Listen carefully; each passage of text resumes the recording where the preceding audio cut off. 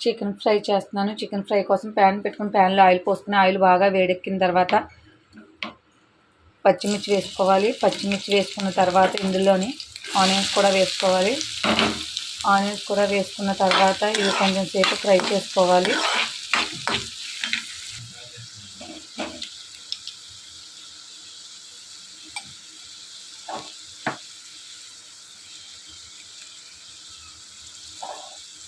ఉల్లిపాయలు కొంచెం మగ్గిన తర్వాత కొద్దిగా పసుపు, కొద్దిగా కల్లుప్పు వేసుకోవాలి.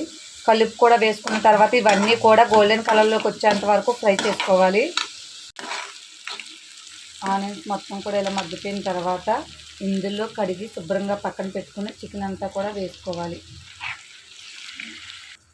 చికెన్ అంతా వేసుకున్న తర్వాత ఇదంతా మిక్స్ అయ్యేలా కలుపుకోవాలి. కలుపుకొని ఈ చికెన్ అంతా కొంచెం ఫ్రై అయ్యేంత వరకు ఈ ఆనియన్తో పాటు మొత్తం చికెన్ అంతా కూడా ఫ్రై చేసుకోవాలి.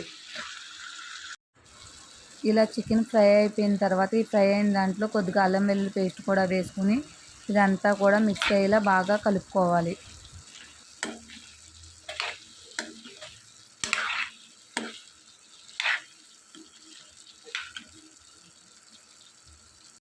ఇలా మొత్తం అంతా మిక్స్ అయ్యేలా కలుపుకొని అల్లం వెల్లుల్లి పేస్ట్ పచ్చివాసన పోయేంత వరకు కూడా కొద్దిసేపు ఫ్రై చేసుకోవాలి. పచ్చివాసన పోయేంత వరకు ఫ్రై చేసుకున్న తర్వాత ఈ ఫ్రై అయిన దాంట్లో కొద్దిగా కారం వేసుకోవాలి. కారం వేసుకున్న తర్వాత కొద్దిగా గరం మసాలా కూడా వేసుకోవాలి. గరం మసాలా వేసుకున్న తర్వాత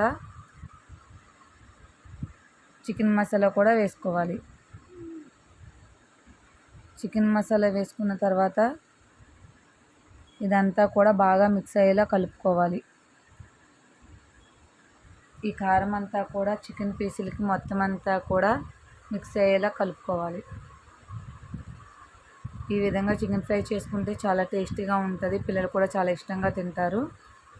ఇలా మొత్తం అంతా కూడా బాగా మిక్స్ చేసేసుకుని ఇదంతా కూడా బాగా ఫ్రై అయ్యేంత వరకు కూడా మొత్తం చికెన్ అంతా కూడా ఫ్రై చేసుకోవాలి.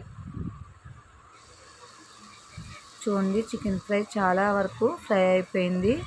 ఈ విధంగా చికెన్ ఫ్రై తయారు చేసుకుంటే చాలా టేస్టీగా ఉంటుంది.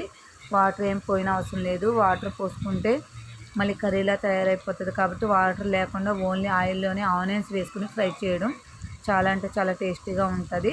మీరు కూడా ఒకసారి ట్రై చేయండి, చాలా టేస్టీగా ఉంటుంది. Okay, bye friends.